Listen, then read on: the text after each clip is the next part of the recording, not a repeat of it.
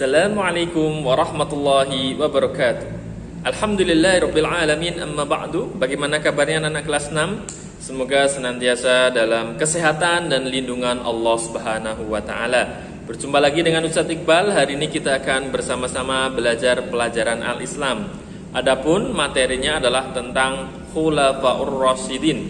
Ustadz harapkan setelah pembelajaran ini anak-anak memahami apa itu Khulafaur Rasyidin, sifat-sifatnya dan nama-namanya dan prestasi-prestasi yang dicapai oleh Khulafaur Rasyidin. Mari kita awali pembelajaran pada pagi hari ini dengan membaca basmalah bersama-sama.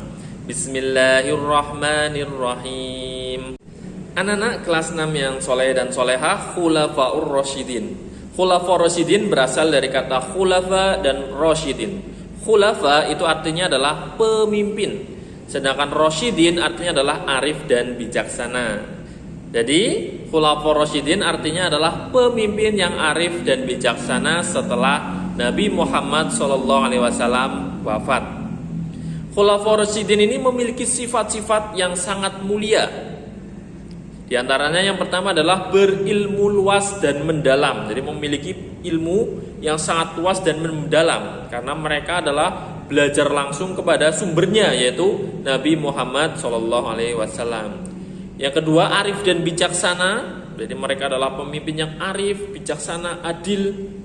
Yang ketiga adalah memiliki wibawa, disegani oleh lawan dan dicintai oleh kawan.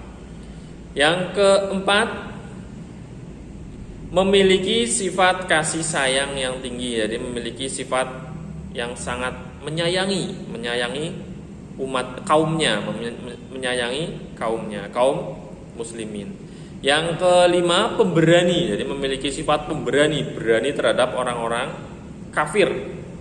Yang keenam, memiliki ilmu agama yang luas, yang bagus, dan juga mereka mengamalkan ilmu agama tersebut.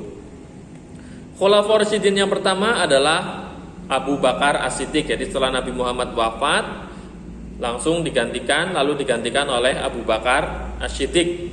Beliau memangku jabatan selama 2 tahun.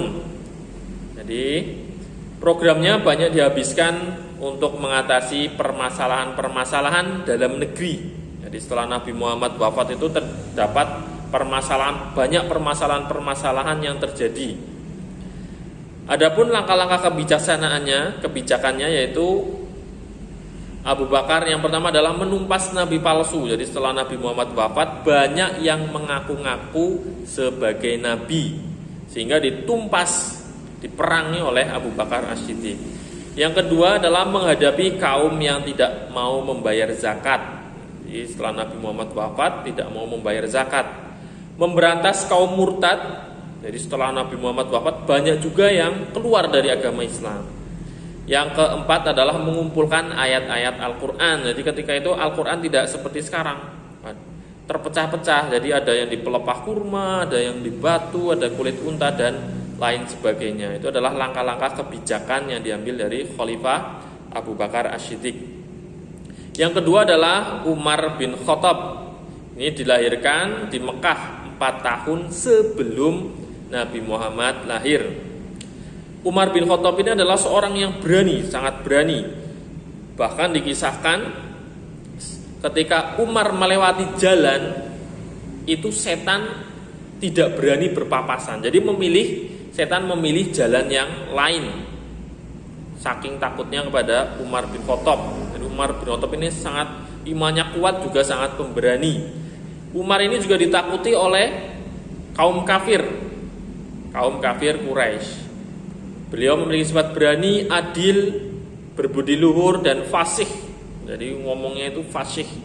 Selain itu juga beliau juga termasuk orang yang cerdas dan memiliki kecepatan dalam berpikir. Jadi orangnya sangat cerdas, juga berani, cerdas, adil, dan juga memiliki kecepatan dalam berpikir sehingga dijuluki oleh Abu Faiz. Beliau juga mendapat gelar Amirul Mukminin. Jadi selain gelar dijuluki Abu Faiz, juga diberi gelar Amirul Mukminin yang artinya adalah komandan atau pemimpin orang-orang yang beriman. Pada zaman pemerintahan Umar, pusat kekuasaan Islam adalah di Madinah, yang mengalami perkembangan yang sangat pesat. Dalam kurun waktu 10 tahun, lebih 6 bulan, kurang lebih ya, selama beliau menjadi khalifah, banyak prestasi yang dicapai oleh Umar. Yang pertama adalah membangun Baitul Mal. Yang kedua, mencetak mata uang, mengatur gaji, mengangkat para hakim, membentuk kesatuan tentara, dan meletakkan prinsip-prinsip demokrasi. Jadi luar biasa, jadi ya, mengokohkan suatu kekuasaan atau negara.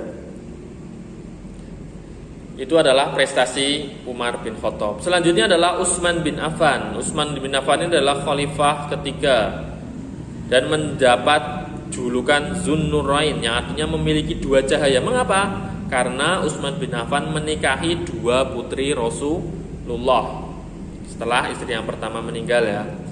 Selama menjadi khalifah kurang lebih 12 tahun, prestasi-prestasinya diantaranya yaitu adalah perluasan wilayah Islam. Jadi Islam semakin luas ketika Khalifah Utsman bin Affan. Yang kedua, penyusunan kitab suci Al-Quran. Jadi ketika Abu Bakar kan dikumpulkan, setelah itu disusun dan menjadi kitab. Ada yang sampai sekarang ya, yang terkenal adalah Al-Quran Utsmani. Jadi disusun. Yang selanjutnya adalah sanggup memberangkatkan pasukan perang di usia yang tidak lagi muda. Jadi luar biasa ya, karena keimanannya sudah tua pun mengikuti peperangan. Dan yang terakhir adalah Ali bin Abi Thalib. Beliau adalah keponakan sekaligus menantu Nabi Muhammad. Mengapa keponakan? Karena Ali ini adalah anaknya Abi Thalib, pamannya Nabi. Mengapa menantu? Karena Ali bin Abi Thalib ini adalah menikahi anak Nabi Muhammad. Siapa? Fatimah. Beliau merupakan khalifah keempat yang memiliki banyak kelebihan. Pribadinya sungguh luar biasa ya, pahlawan gagah berani, dan dikenal pedangnya itu memiliki dua mata. Jadi ada dua mata pedangnya.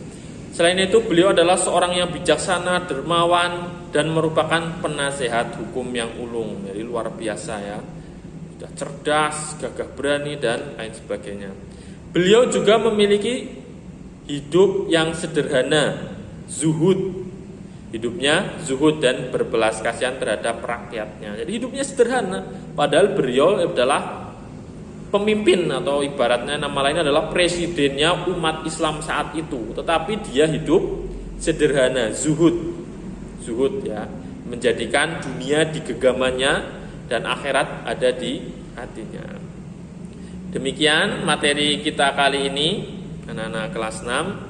Apabila ada kesulitan atau belum dipahami bisa ditanyakan kepada Ustadz. Silakan soal-soal di BPD dikerjakan semua. Kita akhiri dengan membaca hamdalah bersama-sama. Alhamdulillahirabbil alamin. Demikian, apabila ada kesalahan Ustaz mohon maaf. Wassalamualaikum warahmatullahi wabarakatuh.